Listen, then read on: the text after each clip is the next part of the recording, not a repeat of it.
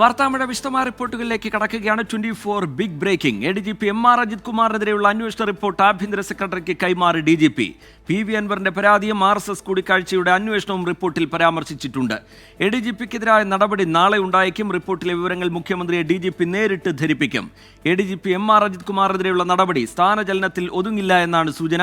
ഷഫീദ് റാവുത്തർ ചേരുന്നുണ്ട് വിവരങ്ങളുമായി തിരുവനന്തപുരത്ത് നിന്ന്. ഷഫീദ്, ഗുരുതരമായ പരാമർശങ്ങൾ, കണ്ടെത്തലുകളൊക്കെ ഈ റിപ്പോർട്ടിലുണ്ട് എന്ന തരത്തിലുള്ള വിവരങ്ങൾ പുറത്തു വരുന്നു. അതിൻ്റെ ഉള്ളടക്കം സംബന്ധിച്ച് അത് രാഷ്ട്രീയ കേരളം കാതോർത്തിരിക്കുകയാണ്. അതിൻ്റെ ഉള്ളടക്കം എന്ത് എന്നുള്ള കാര്യത്തിൽ എന്തെങ്കിലും സൂചനകൾ അതുമായി ബന്ധപ്പെട്ട് ഈ ഘട്ടത്തിൽ ലഭ്യമാകുന്നുണ്ടോ? ക്രമസമാധാന ചുമതലയിൽ നിന്ന് നീക്കുക എന്നതിനപ്പുറത്തേക്ക് കൂടുതൽ നടപടികൾക്കുള്ള സാധ്യതയും വിലയിരുത്തപ്പെടുന്നുണ്ട് ഈ ഘട്ടത്തിൽ. എന്താണ് വിശദാംശങ്ങൾ ഷഫീദ് റാവുത്തർ? വിജിത, ഒരു മാസം മുൻപ് കോട്ടയത്തെ പോലീസ് അസോസിയേഷൻ സംസ്ഥാന സമ്മേളന വേദിയിൽ വെച്ചായിരുന്നു PV അൻവറിന്റെ പരാതിയിൽ ADGP MR കുമാറിനെതിരെ അന്വേഷണം ഉണ്ടാകുമെന്ന് മുഖ്യമന്ത്രി പ്രഖ്യാപിക്കുന്നത്. പിന്നാലെ ഏറെ വിവാദമുണ്ടായി. സംസ്ഥാന പോലീസ് മേധാവിയെ തന്നെ ഈ അന്വേഷണത്തിന് ചുമതല ഏൽപ്പിച്ചു. ഓരോ ഘട്ടത്തിലും, പ്രത്യേകിച്ച് CPIയുടെ സമ്മർദ്ദം വരുമ്പോഴും LDF യോഗത്തിലും മന്ത്രിസഭാ യോഗത്തിലും ഒക്കെ മുഖ്യമന്ത്രി അജിത് കുമാറിനെ സംരക്ഷിക്കാൻ പറഞ്ഞത് DGPയുടെ അന്വേഷണ റിപ്പോർട്ട് വരട്ടെ, എന്നിട്ട് നോക്കാം നടപടി എന്നുള്ളതായിരുന്നു. അങ്ങനെ ഒടുവിൽ അന്വേഷണ റിപ്പോർട്ട് മുഖ്യമന്ത്രിക്ക് മുൻപിൽ എത്തിയിരിക്കുന്നു. ആഭ്യന്തര സെക്രട്ടറി എന്ന് പറഞ്ഞാൽ അത് മുഖ്യമന്ത്രി തന്നെയാണ്. ആഭ്യന്തര സെക്രട്ടറിക്ക് ഏതാണ്ട് 7:45 ഇക്കാര്യത്തിലെ അന്തിമ റിപ്പോർട്ട് തയ്യാറായി. അതിൽ പോലീസ് ആസ്ഥാനത്ത് ഇന്നും അന്വേഷണ സംഘത്തിന്റെ യോഗം ചേർന്നിരുന്നു. സംസ്ഥാന പോലീസ് മേധാവി ഷെയ്ഖ് ദർവേഷ് സാഹിബ്, അതേപോലെ IS Sparjan Kumar, crime branch SP മാരായിട്ടുള്ള മധുസൂദനൻ, ഷാനവാസ്, തൃശൂർ റേഞ്ച് DIG അടക്കമുള്ള ആളുകൾ യോഗം ചേർന്നിരുന്നു. അങ്ങനെ 7:45 ആ റിപ്പോർട്ട് പൂർത്തിയാക്കി. 8:10 ആ റിപ്പോർട്ട് ആഭ്യന്തര സെക്രട്ടറിക്ക് കൈമാറി എന്നുള്ളതാണ് ഏറ്റവും പ്രധാനപ്പെട്ട വിവരം. ആ റിപ്പോർട്ടിൽ ഗുരുതര സ്വഭാവത്തിലുള്ള ചില നിരീക്ഷണങ്ങൾ ഉണ്ട് എന്നുള്ളതാണ് ഏറ്റവും പ്രധാനപ്പെട്ട കാര്യം. നിലവിൽ ഇപ്പോൾ ഉൾപ്പെടുത്തിയിരിക്കുന്നത് PV അൻവറിന്റെ പരാതികൾ, അതിന്മേൽ നടത്തിയ അന്വേഷണവും RSS നേതാക്കളുമായി ADGP നടത്തിയ കൂടിക്കാഴ്ച വിവരങ്ങളും അതുമായി ബന്ധപ്പെട്ട അന്വേഷണവുമാണ് ആ റിപ്പോർട്ടിലുള്ളത്. അതിൽ ഒരു പക്ഷേ ADGP MR അജിത് കുമാറിന് തലവേദനയാവുക RSS നേതാക്കളുമായി നടത്തിയ കൂടിക്കാഴ്ചയാണ് എന്നുള്ള തരത്തിലേക്കുള്ള വിവരങ്ങൾ കൂടി പുറത്തു വരുന്നുണ്ട്. ആ കൂടിക്കാഴ്ച റിപ്പോർട്ടിൽ സ്ഥിരീകരിക്കുന്നുണ്ട് സംസ്ഥാന പോലീസ് മേധാവി തന്നെ. മാത്രമല്ല, അക്കാര്യത്തിൽ സ്വകാര്യ സന്ദർശനമെന്ന് ADGP MR അജിത് കുമാർ മൊഴി നൽകിയെന്ന റിപ്പോർട്ടിൽ പറയുന്നു. പക്ഷേ RSS നേതാക്കൾ ആ വിഷയത്തിൽ മൊഴി നൽകിയിട്ടില്ല എന്നുള്ള കാര്യം കൂടി റിപ്പോർട്ടിൽ ഉൾപ്പെടുത്തിയിട്ടുണ്ട്. ഏതായാലും ആ രീതിയിൽ അതിനെക്കുറിച്ചുള്ള വിവരങ്ങൾ പരാമർശിക്കുന്നു. കൂടുതൽ വിവരങ്ങൾ അതുമായി ബന്ധപ്പെട്ട് പുറത്തു വരും. ഇനിയുള്ളത് PV അൻവർ ഉന്നയിച്ച ആരോപണങ്ങളായിരുന്നു. അതിൽ സ്വർണ്ണക്കടത്തിൽ പങ്കുപറ്റി, മലപ്പുറം SP ക്യാമ്പ് ഹൌസിലെ മരമുറി, എടവണ്ണ റിദാൻ കൊലപാതകം, കോഴിക്കോട്ടെ മാമി തിരോധാന കേസ് എന്നിവയായിരുന്നു. അതിൽ കോഴിക്കോട്ടെ മാമി തിരോധാന കേസിലും എടവണ്ണ റിദാൻ കൊലപാതകത്തിലുമുള്ള പോലീസ് വീഴ്ചയിൽ അതിൽ അജിത് കുമാറിന് പങ്കില്ല എന്നുള്ള വിവരമാണ് റിപ്പോർട്ടിലുള്ളതെന്നാണ് നമുക്ക് ലഭിക്കുന്ന സൂചന. ആ റിപ്പോർട്ടിൽ ഈ രണ്ട് കേസുകളിലും, എടവണ്ണ റിദാൻ കൊലപാതക കേസിലും അതേപോലെ മാമി തിരോധാന കേസിലും പോലീസ് വീഴ്ച അന്വേഷിക്കാൻ DGP ശുപാർശ ചെയ്തിട്ടുണ്ട്. വിശദാന്വേഷണത്തിലാണ് DGPയുടെ ശുപാർശ. മറ്റു രണ്ട് കാര്യങ്ങളിലെയും വിശദാംശങ്ങൾ പുറത്തുവരണം. തൃശൂർ പൂരം നടത്തിപ്പുമായി ബന്ധപ്പെട്ടുണ്ടായ വീഴ്ച അത് മുഖ്യമന്ത്രി തന്നെ വാർത്താ സമ്മേളനത്തിൽ കഴിഞ്ഞ ദിവസം പറഞ്ഞു. അതായത് ADGP MR അജിത് കുമാറിന് വീഴ്ച സംഭവിച്ചുവെന്ന DGPയുടെ റിപ്പോർട്ട് ഉണ്ട്. ആ റിപ്പോർട്ട് നേരത്തെ തന്നെ, അതൊരു നോട്ടായി നേരത്തെ തന്നെ DGP മുഖ്യമന്ത്രിക്ക് കൈമാറിയിരുന്നു. അതിനെക്കുറിച്ചുള്ള പരാമർശങ്ങൾ ഈ റിപ്പോർട്ടിൽ ഉണ്ടോ എന്നുള്ള കാര്യം അത് നമുക്ക് സ്ഥിരീകരിക്കാൻ കഴിഞ്ഞിട്ടില്ല. പക്ഷേ നിലവിൽ ഇപ്പോൾ നൽകിയിരിക്കുന്ന റിപ്പോർട്ടിൽ ഈ വിഷയങ്ങളാണുള്ളത്. ഏതായാലും കടുത്ത നടപടിയിലേക്ക് പോകാനുള്ള സാധ്യതയും നമുക്ക് തള്ളിക്കളയാൻ കഴിയില്ല. ഈ റിപ്പോർട്ടിലെ വിവരങ്ങൾ സംസ്ഥാന പോലീസ് മേധാവി മുഖ്യമന്ത്രിയെ നേരിൽ കണ്ട് ധരിപ്പിക്കാനുള്ള ഒരു തീരുമാനം കൂടി ഇതുമായി ബന്ധപ്പെടുത്തിയിട്ടുണ്ട്. ഉടൻ തന്നെ ആ കൂടിക്കാഴ്ച ഉണ്ടാകും. അതിനുശേഷം നാളെ വൈകുന്നേരത്തോടുകൂടി നടപടി. കാരണം മറ്റന്നാൾ നിയമസഭ വീണ്ടും ചേരുകയാണ്. വെള്ളിയാഴ്ച നിയമസഭ ചേർന്നപ്പോൾ അത് വയനാട് ഉരുൾപൊട്ടലുമായി ബന്ധപ്പെട്ടുള്ള ആളുകൾക്കുള്ള അന്തിമോപചാരം എന്നുള്ള ഒരൊറ്റ നടപടി മാത്രമാക്കി നിയമസഭാ നടപടി ചുരുക്കി. ഷഫീദ് റാവുത്തർ വിവരങ്ങൾ നൽകുകയായിരുന്നു തിരുവനന്തപുരത്ത് നിന്ന്. നിയമസഭാ സമ്മേളനം വീണ്ടും തുടങ്ങാനിരിക്കുന്ന ദിനത്തിന് മുന്നോടിയായുള്ള നാളത്തെ ദിനം അത് നിർണായകമാണ്. MR അജിത് കുമാറിനെതിരെയുള്ള അന്വേഷണ റിപ്പോർട്ട് ആഭ്യന്തര സെക്രട്ടറിക്ക് കൈമാറിയിരിക്കുന്നു DGP. എന്താണ് മുഖ്യമന്ത്രിയുടെ തീരുമാനം, നടപടി എന്നുള്ള കാര്യം ഉറ്റുനോക്കുകയാണ് രാഷ്ട്രീയ കേരളം. RSS കൂടിക്കാഴ്ചയുടെ അന്വേഷണവും അത് സംബന്ധിച്ചുള്ള കാര്യങ്ങളുമൊക്കെ ആ റിപ്പോർട്ടിൽ പരാമർശിച്ചിട്ടുണ്ട്. അതെന്താണ്, ഏത് തരത്തിലാണ് എന്നുള്ളതിന് കാതോർത്തിരിക്കുകയാണ് എല്ലാവരും. ഷഫീദ് റാവുത്തർ വിവരങ്ങൾ നൽകുകയായിരുന്നു തിരുവനന്തപുരത്ത് നിന്ന്. ADGP വിവാദത്തിൽ CPI സംസ്ഥാന എക്സിക്യൂട്ടീവിൽ ഒറ്റപ്പെട്ട് സംസ്ഥാന സെക്രട്ടറി ബിനോയ് വിശ്വം. K പ്രകാശ് ബാബു ജനയുഗത്തിൽ ലേഖനം എഴുതിയതിനെ വിമർശിച്ച ബിനോയ് വിശ്വത്തോട് മറ്റംഗങ്ങൾ യോജിച്ചില്ല. PR വിവാദം എക്സിക്യൂട്ടീവിൽ ചർച്ചയെടുക്കാനുള്ള നീക്കത്തിന് പാർട്ടി സെക്രട്ടറി തന്നെ തടയിട്ടു എന്നാണ് വിവരം. സർക്കാരിനെതിരെ ഉയരുന്ന കഴമ്പുള്ള രാഷ്ട്രീയ വിവാദങ്ങളിൽ എക്കാലത്തും CPI കൃത്യമായ നിലപാടെടുത്തിട്ടുണ്ട്. എന്നാൽ ബിനോയ് വിശ്വത്തിന്റെ നയമാറ്റങ്ങളിൽ നേതൃത്വം അതൃപ്തിയിലാണ്. PR ഏജൻസി വിവാദം എക്സിക്യൂട്ടീവ് യോഗത്തിൽ ചർച്ചയ്ക്കെടുക്കാനുള്ള വി ചാമുണ്ണിയുടെ നീക്കം ബിനോയ് വിശ്വം തടഞ്ഞു. ADGP വിഷയത്തിൽ K പ്രകാശ് ബാബു ജനയുഗത്തിൽ ലേഖനമെഴുതിയതും പരസ്യ പ്രതികരണം നടത്തിയതും ബിനോയ് വിശ്വത്തെ പ്രകോപിപ്പിച്ചു. എല്ലാവരും പാർട്ടി വക്താക്കളാകേണ്ടെന്നും പാർട്ടി നിലപാട് സംസ്ഥാന സെക്രട്ടറി വിശദീകരിക്കുമെന്നും ബിനോയ് വിശ്വം. എന്നാൽ ഇതിനോട് സംസ്ഥാന എക്സിക്യൂട്ടീവിലെ ഭൂരിഭാഗം അംഗങ്ങളും വിയോജിച്ചു. CPI നിലപാട് സാധൂകരിക്കുകയാണ് പ്രകാശ് ബാബു ചെയ്തതെന്ന് പലരും അഭിപ്രായപ്പെട്ടു. ഇത് സംബന്ധിച്ച ചോദ്യത്തിന് ബിനോയ് വിശ്വത്തിന്റെ മറുപടി ഇങ്ങനെ: CPI ജനാധിപത്യമുള്ള പാർട്ടിയാണ്. പാർട്ടി ഘടകത്തിൽ ചർച്ചയുണ്ടാകും. ആ ചർച്ചകൾക്ക് വിലക്കുള്ള പാർട്ടിയല്ല CPI. ആ ചർച്ചയ്ക്കുള്ള വേദിയിൽ ഏത് പാർട്ടി സഖാവിനും ആ ഘടകത്തിൽ അഭിപ്രായം പറയാനുള്ള എല്ലാ അവകാശവുമുണ്ടെന്ന് പാർട്ടിക്ക് ഉറപ്പുണ്ട്, ബോധ്യമുണ്ട്. അതിൻ്റെ പാർട്ടിയാണ് CPI. പാർട്ടി സെക്രട്ടറിയെ ഒറ്റപ്പെടുത്തിയെന്ന വാർത്ത അടിസ്ഥാനരഹിതമെന്ന് മന്ത്രി K രാജൻ. അങ്ങനെ പാർട്ടി സെക്രട്ടറി ഒറ്റപ്പെടുത്താനുള്ള ഒരു നയമുണ്ടായാൽ പിന്നെ പാർട്ടിയുടെ സെക്രട്ടറി ആയത് എങ്ങനെയാണ് തുടരുക? അങ്ങനെ ഒരു നിലപാടും അങ്ങനെ ഒരു സംഭവവും പാർട്ടിക്കകത്തുണ്ടായിട്ടില്ല. വിവാദ വിഷയങ്ങളിൽ ബിനോയ് വിശ്വം മൗനം തുടർന്നപ്പോഴൊക്കെ പാർട്ടിയുടെ മുഖമായി മാധ്യമങ്ങൾക്ക് മുന്നിലെത്തിയത് പ്രകാശ് ബാബുവാണ്. പല ഘട്ടങ്ങളിലും നിലപാട് പറയാതെ ഒഴിഞ്ഞുമാറുന്ന ബിനോയ് വിശ്വത്തിന്റെ സമീപനങ്ങളിൽ പാർട്ടിയിലെ ഒരു വിഭാഗത്തിന് അതൃപ്തിയുണ്ട്. 24 തിരുവനന്തപുരം. കേരള പോലീസിന്റെ സ്പെഷ്യൽ ഓപ്പറേഷൻ ഗ്രൂപ്പിന്റെ രഹസ്യങ്ങൾ ചോർത്തിയതിന് PV അൻവർ MLA-ക്കെതിരെ ഗുരുതര വകുപ്പ് ചുമത്തിയ FIR. ക്രിമിനൽ ഗൂഢാലോചന കുറ്റം ചുമത്തിയാണ് മഞ്ചേരി പോലീസ് FIR ഇട്ടത്. രാജ്യത്തിന്റെ പരമാധികാരത്തിനും രാജ്യസുരക്ഷയ്ക്കും ഭീഷണിയാകുന്ന പ്രവർത്തനമെന്നും FIR-ൽ പരാമർശമുണ്ട്. 24 ബിഗ് ബ്രേക്കിംഗ്. ദീപക് ധർമ്മടം ചേരുന്നുണ്ട് വിവരങ്ങളുമായി കോഴിക്കോട്ട് നിന്ന്. ദീപക്, മണിക്കൂറുകളുടെ ഇടവേളയിൽ വാർത്താ സമ്മേളനം നടത്തി സർക്കാരിനെതിരെ, മുഖ്യമന്ത്രിക്കെതിരെ അതിരൂക്ഷമായ വിമർശനം PV അൻവർ തുടരുന്ന സാഹചര്യം, പുതിയ പാർട്ടി പ്രഖ്യാപനം, അതിനുള്ള നീക്കങ്ങളൊക്കെ മറ്റൊരു വഴിക്ക് നടക്കുന്ന സാഹചര്യം, അതിനിടയിലുള്ള FIR, അതിനകത്തുള്ള പരാമർശങ്ങൾ, ഗുരുതരമായ വകുപ്പ് ചുമത്തിയിരിക്കുന്ന സാഹചര്യം, വിവരങ്ങൾ എന്താണ് ദീപക് ധർമ്മടം? PV അൻവറിനെതിരെ പോലീസ് വളരെ നിർണായകമായൊരു നീക്കം നടത്തിയിരിക്കുകയാണ്. PV അൻവറിന് ജാമ്യമില്ലാത്ത വകുപ്പുകൾ ചുമത്തി, കടുത്ത വകുപ്പുകൾ ചുമത്തിയാണ് കേസെടുത്തിരിക്കുന്നത്. വളരെ നിർണായകമായ, സംസ്ഥാനത്തെ തന്നെ, രാജ്യത്തെ തന്നെ തന്ത്രപ്രധാനമായ സേനയാണ് കേരള പോലീസിന്റെ സ്പെഷ്യൽ ഓപ്പറേഷൻ ഗ്രൂപ്പ്. ആ SOGയുടെ രഹസ്യങ്ങൾ ചോർത്തി എന്ന സംഭവത്തിലാണ്, അതായത് SOG കമാൻഡന്റ് ആണ് ഫറാഷ് ടി ആണ് ഈ പരാതി നൽകിയിരിക്കുന്നത്. പരാതിയുടെ അടിസ്ഥാനത്തിൽ മഞ്ചേരി പോലീസാണ് FIR ഇട്ടിരിക്കുന്നത്. BNS-ലെ വകുപ്പ്, അതായത് BNS-ലെ സെക്ഷൻ 61, അത് ക്രിമിനൽ ഗൂഢാലോചനയാണ്. ക്രിമിനൽ ഗൂഢാലോചന കുറ്റം ഒരു സിറ്റിംഗ് MLA-ക്കെതിരെ ചുമത്തിയിരിക്കുന്നു പോലീസ്. മറ്റൊരു പ്രധാനപ്പെട്ട കാര്യം, IT ആക്ടിലെ 43, 66 വകുപ്പുകൾ, ഔദ്യോഗിക രഹസ്യ നിയമത്തിലെ 5-ാം വകുപ്പ്, ഇത്രയും ഗുരുതരമായ വകുപ്പുകൾ ചുമത്തിയാണ് PV അൻവർ MLA-ക്കെതിരെ കേസെടുത്തിരിക്കുന്നത്. സ്വാഭാവികമായും MLA-ക്ക് നിയമസഭയിൽ പോലും പോകാൻ പറ്റാത്ത സാഹചര്യം ഉണ്ടാകുമെന്നുള്ളതാണ് ഇതിൽ നിന്നും മനസ്സിലാക്കുന്നത്. കാരണം ഈ FIR-ൽ നിന്നും ലഭിക്കുന്ന വിവരം, FIR പോലീസ് പബ്ലിഷ് ചെയ്തിട്ടില്ല. കാരണം ഇതിൽ രാജ്യദ്രോഹപരമായ കുറ്റമുണ്ട് എന്നുള്ളതും രാജ്യത്തിന്റെ പരമാധികാരത്തിനെതിരെയും ദേശസുരക്ഷയ്ക്കെതിരെയും മറ്റാരൊക്കെയോ ചേർന്ന് ഗൂഢാലോചന നടത്തി എന്ന് പറയുന്നു. മാത്രവുമല്ല, തന്ത്രപ്രധാനമായ സേനയുടെ തന്ത്രപ്രധാനവും നിർണായകമായ വിവരങ്ങളാണ് ചോർത്തിയത് എന്നുകൂടി പറയുന്നു. സ്വാഭാവികമായും ഇത് ഇപ്പോൾ മഞ്ചേരി പോലീസാണ് അന്വേഷിക്കുന്നതെങ്കിലും വളരെ ഗുരുതരമായ കേസായതുകൊണ്ട് തന്നെ മറ്റു തലത്തിലേക്ക് ഈ കേസ് മാറിയേക്കും. ഏതായാലും ഒരുപക്ഷെ അൻവറിനെതിരെ ഇപ്പം നിലവിലുള്ളതിൽ ഏറ്റവും ശക്തമായ വകുപ്പുകൾ, ഗുരുതരമായ വകുപ്പുകൾ ചുമത്തിയുള്ള കേസാണ് ഇപ്പോൾ മഞ്ചേരി പോലീസിന്റെ FIR-ൽ നിന്നും ലഭിക്കുന്ന വിവരങ്ങൾ. ദീപക് ധർമ്മടം വിവരങ്ങൾ നൽകുകയായിരുന്നു കോഴിക്കോട്ട്. നാളെ രാഷ്ട്രീയ പാർട്ടി പ്രഖ്യാപിക്കാനിരിക്കെ നാടകീയ നീക്കവുമായി PV Anwar MLA. ചെന്നൈയിലെത്തിയ PV Anwar DMK നേതാക്കളുമായി കൂടിക്കാഴ്ച നടത്തി. ഇതോടെ PV അൻവർ DMK-യുടെ ഭാഗമാകുമോ എന്നാണ് ഉയരുന്ന ചർച്ച. PV അൻവറിന്റെ അനുയായികൾ സമൂഹമാധ്യമത്തിൽ MK സ്റ്റാലിന്റെ ചിത്രങ്ങൾ പങ്കുവച്ചിട്ടുണ്ട്. നാളെ മഞ്ചേരിയിൽ നിശ്ചയിച്ച നയവിശദീകരണത്തിൽ മാറ്റമില്ല എന്ന് PV അൻവർ വ്യക്തമാക്കി. രാഷ്ട്രീയ പാർട്ടി രൂപീകരിക്കുന്നുവെന്ന പ്രഖ്യാപനം പോലെ അപ്രതീക്ഷിതമായിരുന്നു PV അൻവറിന്റെ ഇന്നത്തെ ചെന്നൈ നീക്കവും. ഇന്നലെ ചെന്നൈയിലെത്തിയ അൻവറിന്റെ മകൻ റിസ്വാൻ മന്ത്രിയും MK സ്റ്റാലിന്റെ വിശ്വസ്തനുമായ സെന്തിൽ ബാലാജിയുമായി ചർച്ച നടത്തി. അൻവറിനു വേണ്ടി മകൻ കളത്തിലിറങ്ങി എന്നതും എടുത്തു പറയണം. ഇന്ന് പുലർച്ചെ ചെന്നൈയിലേക്ക് തിരിച്ച അൻവർ DMK സംസ്ഥാന നേതാക്കളുമായി കൂടിക്കാഴ്ച നടത്തി.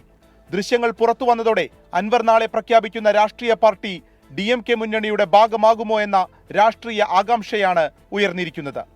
PV അൻവറിനെ പിന്തുണയ്ക്കുന്ന മരുത മുൻ local secretary EA Sugu MK സ്റ്റാലിന്റെ ചിത്രം സോഷ്യൽ മീഡിയയിൽ പങ്കുവച്ചതും ശ്രദ്ധേയമായി. ദേശീയ രാഷ്ട്രീയത്തിലേക്കോ എന്ന ചോദ്യത്തോടെയാണ് CPIM എടക്കര ഏരിയ കമ്മിറ്റി മുൻ അംഗം EA സുഗു ഫേസ്ബുക്ക് പോസ്റ്റ് അവസാനിപ്പിക്കുന്നത്. ചെന്നൈയിൽ മുസ്ലിം ലീഗ് നേതാക്കളുമായി അൻവർ കൂടിക്കാഴ്ച നടത്തിയെന്നും വിവരമുണ്ട്. നാളെ വൈകിട്ട് 6 മണിക്കാണ് മഞ്ചേരിയിൽ അൻവറിന്റെ രാഷ്ട്രീയ പാർട്ടി പ്രഖ്യാപന പൊതുസമ്മേളനം. ഇതിലേക്ക് DMK നേതാക്കൾ എത്തുമോ എന്നതും പ്രധാനം. പൊതുസമ്മേളനം ശക്തി പ്രകടനമാകുമെന്നുറപ്പാണ്. സംഘപരിവാറിനെതിരെ നിരന്തരം നിലപാടെടുക്കുന്ന DMKയുമായി അൻവർ നടത്തിയ ഈ നീക്കം വരും ദിവസങ്ങളിൽ കേരള രാഷ്ട്രീയത്തിൽ വലിയ ചർച്ചയാകും. 24 മലപ്പുറം. വാർത്താമഴയിലേക്ക് വീണ്ടും RSS നേതാക്കളുമായി നടത്തിയ കൂടിക്കാഴ്ചയിൽ ADGP MR അജിത് കുമാറിന്റെ വിശദീകരണം തള്ളുന്നു DGPയുടെ റിപ്പോർട്ട്. കൂടിക്കാഴ്ചയിൽ വീഴ്ചയുണ്ടായി എന്നാണ് റിപ്പോർട്ടിലെ പരാമർശം. ഷഫീദ് റാവുത്തർ ചേരുന്നുണ്ട് വിവരങ്ങളുമായി തിരുവനന്തപുരത്ത് നിന്ന്. ഒരിക്കൽ കൂടി ഷഫീദ്, ചില വിവരങ്ങൾ കൂടി പുറത്തു വരുന്നു ഈ അന്വേഷണ റിപ്പോർട്ടിന്റെ ഉള്ളടക്കം സംബന്ധിച്ച്. വിവരങ്ങൾ ഷഫീദ്. പ്രജിത്ത്, കഴിഞ്ഞ ലൈവിൽ നമ്മൾ പറഞ്ഞ് അവസാനിപ്പിച്ചത് തന്നെയാണ്. അതായത് ADGPക്ക് കുരുക്കാകാൻ പോകുന്നത് ആ കൂടിക്കാഴ്ചയാണ് എന്നുള്ള കാര്യത്തിൽ തർക്കമില്ല. കാരണം ആ രീതിയിലുള്ള പരാമർശങ്ങൾ DGPയുടെ റിപ്പോർട്ടിലുണ്ട് എന്നുള്ള വിവരം ഇപ്പോൾ നമുക്ക് ലഭിക്കുന്നുണ്ട്. അതിൽ ഏറ്റവും പ്രധാനപ്പെട്ട കാര്യം ഈ RSS നേതാക്കളുമായി DGP നടത്തിയ കൂടിക്കാഴ്ചയിൽ സ്വകാര്യ സന്ദർശനം എന്ന ADGPയുടെ കൂടിക്കാഴ്ചയിൽ സ്വകാര്യ സന്ദർശനം എന്ന ADGP MR അജിത് കുമാറിന്റെ വിശദീകരണം DGP തള്ളുന്നു എന്നുള്ളതാണ് ഏറ്റവും പ്രധാനപ്പെട്ട വാർത്ത. അതിൽ ഈ RSS നേതാക്കൾ മൊഴി നൽകിയിട്ടില്ല. കൂടിക്കാഴ്ചയുടെ സ്വഭാവം, കൂടിക്കാഴ്ചയുടെ ഉള്ളടക്കമടക്കമുള്ള കാര്യങ്ങളിൽ സംശയം പ്രകടിപ്പിക്കുന്നുണ്ട് DGP ആ റിപ്പോർട്ടിൽ എന്നുള്ളതാണ് ഏറ്റവും ഗൗരവമുള്ള വിവരം. അതായത് കൂടിക്കാഴ്ച എന്തിനെന്ന് വ്യക്തമായ വിവരം നൽകാൻ MR അജിത് കുമാറിന് കഴിഞ്ഞില്ല എന്നുള്ളതാണ് DGPയുടെ റിപ്പോർട്ടിലെ കണ്ടെത്തൽ. അത് വളരെ ഗൗരവമുള്ള ഒരു നിരീക്ഷണമായി, ഗൗരവത്തിലുള്ള സ്വഭാവത്തിലുള്ള നിരീക്ഷണമായി നമുക്ക് കണക്കാക്കാൻ കഴിയും. നേരത്തെ ഈ പൂരമലങ്കോലപ്പെടുത്തലുമായി ബന്ധപ്പെട്ടായിരിക്കും നടപടി എന്നുള്ള വിവരങ്ങളൊക്കെ പുറത്തു വന്നിരുന്നു. പക്ഷേ അതിനൊക്കെ അപ്പുറത്തേക്ക് ഇപ്പോൾ വരുന്ന ഏറ്റവും പ്രധാനപ്പെട്ട വിവരം, അത് DGP റിപ്പോർട്ടിൽ ADGPക്കെതിരെയുള്ള പരാമർശത്തിൽ ഏറ്റവും ഗൗരവമുള്ളത് RSS നേതാക്കളുമായി നടത്തിയ കൂടിക്കാഴ്ചയുടെ ഉള്ളടക്കം, കൂടിക്കാഴ്ച എന്തിന് എന്നുള്ള കാര്യത്തിൽ കൃത്യമായ ഒരു വിശദീകരണം ADGP MR അജിത് കുമാർ നൽകിയില്ല എന്ന് DGP ഷെയ്ഖ് ദർവേഷ് സാഹിബിന്റെ നേതൃത്വത്തിലുള്ള ഉന്നതതല സമിതി അന്വേഷണത്തിൽ കണ്ടെത്തിയിരിക്കുന്നു. RSS നേതാക്കളും അതിൽ മൊഴി നൽകാൻ തയ്യാറാകാത്തത് ദുരൂഹത എന്ന രീതിയിൽ റിപ്പോർട്ടിൽ പ്രകടിപ്പിച്ചിട്ടുണ്ട്, റിപ്പോർട്ടിൽ പറഞ്ഞിട്ടുണ്ട് എന്നുള്ള വിവരം കൂടി പുറത്തു വരുന്നുണ്ട്. ഏതായാലും അത് തന്നെയായിരിക്കാം ക്രമസമാധാന ചുമതലയിൽ നിന്ന് അജിത് കുമാറിന് സ്ഥാനം തെറിക്കാനുള്ള ഏറ്റവും പ്രധാനപ്പെട്ട കാരണമായി മാറുക എന്നുള്ള കാര്യം. സർവീസ് ചട്ടം ലംഘിച്ചു എന്നുള്ള കാരണത്തിൽ ഒരു ടെക്നിക്കൽ റീസണായി മാറി ഒതുങ്ങും എന്നുള്ളതായിരുന്നു നേരത്തെ സർക്കാരിന്റെയും പോലീസ് ആസ്ഥാനത്തെയും ഒക്കെ വിലയിരുത്തിയെങ്കിൽ ഇപ്പോൾ അതിനൊക്കെ അപ്പുറത്തേക്ക് ആ കൂടിക്കാഴ്ചയുടെ ഉള്ളടക്കം എന്തായിരുന്നു, ആ കൂടിക്കാഴ്ച എന്നുള്ള കാര്യം കണ്ടെത്താൻ കഴിഞ്ഞിട്ടില്ല എന്നുള്ളത് ഗൗരവ സ്വഭാവത്തിലുള്ളതാണ്.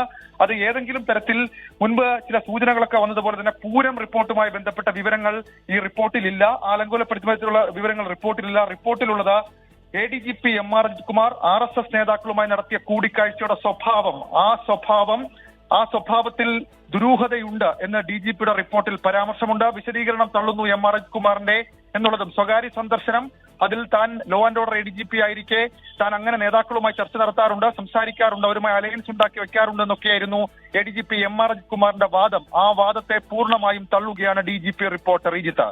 ശരി, ഷഫീദ് റാവുത്തർ വിവരങ്ങൾ നൽകുകയായിരുന്നു. RSS ADGP കൂടിക്കാഴ്ചയിൽ ദുരൂഹതയുണ്ട് എന്ന നിഗമനത്തിലേക്ക്, കണ്ടെത്തലിലേക്ക് DGP എത്തുകയാണ്. ADGP MR അജിത് കുമാറിന്റെ വിശദീകരണം തള്ളുന്നുണ്ട് DGPയുടെ റിപ്പോർട്ട്. കൂടിക്കാഴ്ചയിൽ ഗുരുതരമായ വീഴ്ച എന്നാണ് റിപ്പോർട്ടിലെ പരാമർശം. ഷഫീദ് റാവുത്തർ അതിന്റെ വിശദാംശങ്ങൾ പങ്കുവയ്ക്കുകയായിരുന്നു. അടുത്ത റിപ്പോർട്ടിലേക്ക്. 24 പോൾ ഓഫ് പോൾസിൽ ഹരിയാനയിൽ കോൺഗ്രസിന് ആധികാരിക മേധാവിത്വം. 90 സീറ്റുകളിൽ കോൺഗ്രസിന് 55 സീറ്റുകളാണ് പ്രവചിക്കുന്നത്. ജമ്മുകശ്മീരിൽ കോൺഗ്രസ് NC സഖ്യം 44 സീറ്റുകളും BJP 28 സീറ്റുകളും നേടും എന്നാണ് പ്രവചനം. ജമ്മുവിൽ BJPക്കും കശ്മീർ താഴ്വരയിൽ കോൺഗ്രസ് നാഷണൽ കോൺഫറൻസ് സഖ്യത്തിനുമാണ് മേൽക്കൈ. 24 പോൾ ഓഫ് പോൾസിൽ ഹരിയാനയിൽ കോൺഗ്രസിന് 55 സീറ്റും BJPക്ക് 26 സീറ്റും ഇന്ത്യൻ നാഷണൽ ലോക്ദളിന് 2ഉം ജനനായക് ജനതാ പാർട്ടി 2ഉം മറ്റുള്ളവർക്ക് 5 സീറ്റുകളുമാണ് പ്രവചനം. ജമ്മു കശ്മീരിൽ കോൺഗ്രസ് നാഷണൽ കോൺഫറൻസിന് 44ഉം BJPക്ക് 28ഉം PDPക്ക് 7ഉം മറ്റുള്ളവർക്ക് 11 സീറ്റുകളുമാണ് പ്രവചനം. ദേശീയതലത്തിൽ നടന്ന വിവിധ എക്സിറ്റ് പോളുകൾ ക്രോഡീകരിച്ചാണ് 24ന്റെ Paul of Paul's ഫലപ്രവചനം.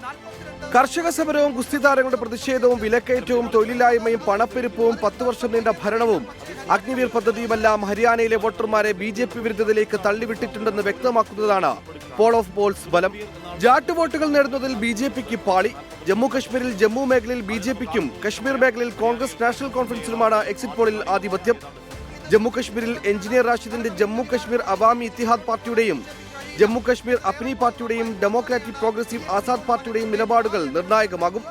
C voter ജമ്മുവിൽ 27 തൊട്ട് 32 സീറ്റുകൾ BJPക്കും, കോൺഗ്രസ് NC സഖ്യത്തിന് 40 തൊട്ട് 48 സീറ്റുകളും PDPക്ക് 6 തൊട്ട് 12 സീറ്റുകളുമാണ് പ്രവചിക്കുന്നത്. മറ്റുള്ളവർക്ക് ഒട്ടുമിക്ക ദേശീയ എക്സിറ്റ് പോൾ സർവേകളും 4 മുതൽ 16 വരെ സീറ്റുകളാണ് ജമ്മു കശ്മീരിൽ പ്രവചിക്കുന്നത്. ഹരിയാനയിൽ എല്ലാ എക്സിറ്റ് പോളുകളും കോൺഗ്രസിന് അനുകൂലമായാണ് പ്രവചനം. ഇരു സംസ്ഥാനങ്ങളിലും 90 സീറ്റുകളിലേക്കാണ് വോട്ടെടുപ്പ് നടന്നത്. Political desk 24. പാലക്കാട് ചേലക്കര നിയമസഭാ ഉപതെരഞ്ഞെടുപ്പുകളിൽ സ്ഥാനാർത്ഥി നിർണയത്തിലേക്ക് CPIM. അടുത്തയാഴ്ച ചേരുന്ന പാർട്ടി സംസ്ഥാന സെക്രട്ടേറിയറ്റിൽ ഇക്കാര്യം ചർച്ചയാകും. ഉപതെരഞ്ഞെടുപ്പ് പ്രഖ്യാപനത്തിന് മുമ്പേ പ്രചാരണം തുടങ്ങാനാണ് CPIM തീരുമാനം. ചേലക്കരയിലെ സ്ഥാനാർത്ഥി ചർച്ചകൾക്കായി തിങ്കളാഴ്ച തൃശൂരിൽ ജില്ലാ സെക്രട്ടേറിയറ്റ് ചേരും. ലോക്സഭാ തെരഞ്ഞെടുപ്പിലെ കനത്ത തോൽവിയിൽ നിന്ന് തിരിച്ചുവരാൻ 2 മണ്ഡലങ്ങളിലും കരുത്തരെ കളത്തിലിറക്കാനാണ് CPIM നീക്കം. സിറ്റിംഗ് മണ്ഡലമായ ചേലക്കരയിലെ സ്ഥാനാർത്ഥിയെ സംബന്ധിച്ചുള്ള ചർച്ചകൾക്കായി തിങ്കളാഴ്ച തൃശൂർ ജില്ലാ സെക്രട്ടേറിയറ്റ് യോഗം ചേരും. സംസ്ഥാന സെക്രട്ടറി MV ഗോവിന്ദൻ യോഗത്തിൽ പങ്കെടുക്കും. തൃശൂരിലെ ജനകീയ നേതാവ് K രാധാകൃഷ്ണന് പകരക്കാരനായി മുൻ MLA UR പ്രദീപിനെ അവതരിപ്പിക്കാനാണ് ആലോചന. MLA ആയിരിക്കുമ്പോൾ മണ്ഡലത്തിൽ നടത്തിയ പ്രവർത്തനങ്ങളും ജനങ്ങളുമായുള്ള അടുത്ത ബന്ധവും UR പ്രദീപിന് മുതൽക്കൂട്ടാകുമെന്നാണ് വിലയിരുത്തൽ. CPIM ജില്ലാ സെക്രട്ടേറിയറ്റ് അംഗം TK വാസു, സംസ്ഥാന സെക്രട്ടേറിയറ്റ് അംഗം PK ബിജു എന്നീ പേരുകളും പരിഗണനയിലുണ്ട്. പാലക്കാട്ടും അനുയോജ്യരായ സ്ഥാനാർത്ഥികളുടെ പേര് നിർദ്ദേശിക്കാൻ ജില്ലാ കമ്മിറ്റിയോട് സംസ്ഥാന കമ്മിറ്റി ആവശ്യപ്പെട്ടു. വെള്ളിയാഴ്ച CPM സംസ്ഥാന സെക്രട്ടേറിയറ്റ് ചേരുമ്പോൾ വിഷയം ചർച്ചയാകും. 2 മാസത്തിനുള്ളിൽ തെരഞ്ഞെടുപ്പ് പ്രഖ്യാപനം വന്നേക്കും. അതിനു മുൻപേ സ്ഥാനാർത്ഥികളെ പ്രഖ്യാപിച്ച് മുന്നേറ്റമുണ്ടാക്കാനാണ് ശ്രമം. കോൺഗ്രസിലും സ്ഥാനാർത്ഥികളെക്കുറിച്ച് ആലോചന തുടങ്ങിയെന്നാണ് വിവരം. ഞങ്ങൾ സ്ഥാനാർത്ഥി നിർണയം തെരഞ്ഞെടുപ്പ് പ്രഖ്യാപിച്ചാൽ അതിനെ തുടർന്ന് ഒരു ഡിലേയും ഇല്ലാതെ തന്നെ പ്രഖ്യാപിക്കും. ലോക്സഭാ തെരഞ്ഞെടുപ്പിൽ പാലക്കാട് മുന്നിലെത്തിയ BJPയും വലിയ പ്രതീക്ഷയിലാണ്. 2 മണ്ഡലങ്ങളിലും ത്രികോണ മത്സരം എന്നതാണ് വിലയിരുത്തൽ. വിവിധ ബ്യൂറോകൾക്കൊപ്പം 24 തൃശൂർ. വാർത്താമഴയിലേക്ക് വീണ്ടും വളരെ സന്തോഷമുള്ളൊരു വാർത്ത നേരത്തെ നമ്മൾ റിപ്പോർട്ട് ചെയ്തിരുന്നു. അർജുൻ്റെ കുടുംബത്തെ സന്ദർശിച്ച് ലോറി ഉടമ മനാഫ്. സന്ദർശനത്തിൻ്റെ ദൃശ്യങ്ങളും ഇപ്പോൾ പുറത്തു വന്നിട്ടുണ്ട്. ഇന്നലെ നടന്ന എൻകൗണ്ടർ പ്രൈം ചർച്ചയിലെ നിർദ്ദേശത്തിന് പിന്നാലെയായിരുന്നു സന്ദർശനം. സമീർ C. മുഹമ്മദ് കോഴിക്കോട്ട് എന്ന വിവരങ്ങളുമായി ചേരുന്നുണ്ട്. സമീർ, ഈ മനാഫും അർജുൻ്റെ കുടുംബവും തമ്മിലുണ്ടായിരുന്ന ചില അഭിപ്രായ ഭിന്നതയും പരാതികളും പിന്നീടത് പരസ്യ പ്രതികരണത്തിലേക്ക് വിമർശനത്തിലേക്കൊക്കെ പോകുന്നത് നമ്മൾ കണ്ടു. പക്ഷേ ഇപ്പോൾ എല്ലാം പറഞ്ഞു തീർത്തിരിക്കുന്നു, അങ്ങനെയാണോ സമീർ? രജിത്ത്, ഒരു സന്തോഷമുള്ള വാർത്ത തന്നെയാണ്. പ്രത്യേകിച്ചും ആ വിഷയങ്ങളെല്ലാം തന്നെ അവസാനിച്ചിരിക്കുന്നു എന്ന് 2 കുടുംബവും പറയുന്നു. ഇന്നലെ എൻകൗണ്ടർ പ്രൈമിൽ നമ്മുടെ അവതാരകൻ ഹാഷ്മി താജ് ഇബ്രാഹിമാണ് മനാഫിനോട് ചോദിക്കുന്നത്. ഈ 2 കുടുംബങ്ങൾ തമ്മിൽ വലിയ അകൽച്ചയിലേക്ക് നീങ്ങുന്നു. മാത്രമല്ല, ഇപ്പോൾ ഇതുമായി ബന്ധപ്പെട്ടുള്ള വാർത്താ സമ്മേളനങ്ങളും അതിനെ തുടർന്ന് നവമാധ്യമങ്ങളിൽ നടക്കുന്ന വലിയ രീതിയിലുള്ള വർഗീയ പരാമർശങ്ങൾ ഉൾപ്പെടെ ഉണ്ടാകുന്നു. ഈ വിഷയങ്ങൾക്കെല്ലാം ഒരു ശാശ്വതമായിട്ടുള്ള ഒരു പരിഹാരം ഉണ്ടാവണം, ഒരു അറുതി ഉണ്ടാവണം.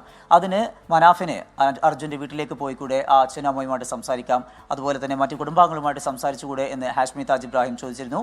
അതിന് താൻ ശ്രമിക്കും എന്ന് മനാഫ് പറയുകയും ചെയ്തിരുന്നു. ആ മറുപടി ഇന്ന് സന്ധ്യയോടുകൂടെ ഉണ്ടാവുകയും ചെയ്തു. ഇന്ന് സന്ധ്യയോടുകൂടെയാണ് കണ്ണാടിക്കലിലെ വീട്ടിലെത്തിക്കൊണ്ട് മനാഫ് അർജുൻ്റെ അച്ഛൻ, അമ്മ, അതുപോലെ തന്നെ സഹോദരങ്ങൾ, ഒപ്പം സഹോദരി ഭർത്താവായിട്ടുള്ള ജിതിൻ ഇവരുമായിട്ട് കൂടിക്കാഴ്ച നടത്തുകയും വളരെ ഏറെ നേരം അവിടെ ചെലവഴിക്കുകയും ചെയ്തു.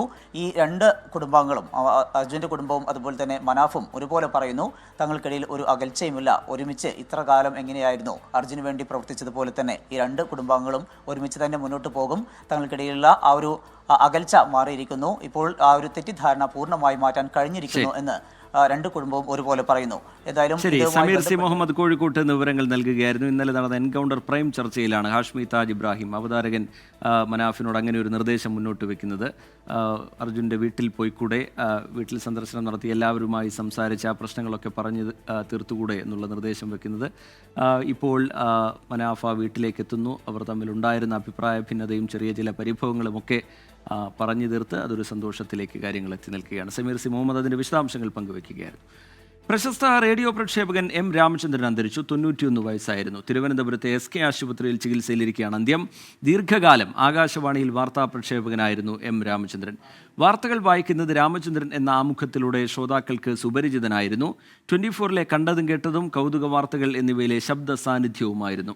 നാളെ രാവിലെ 11 മണിക്ക് തൈക്കാട് ശാന്തി കവാടത്തിലാണ് സംസ്കാരം നടക്കുക. വാർത്താമഴയുടെ സമയം ഇവിടെ പൂർത്തിയാവുകയാണ്.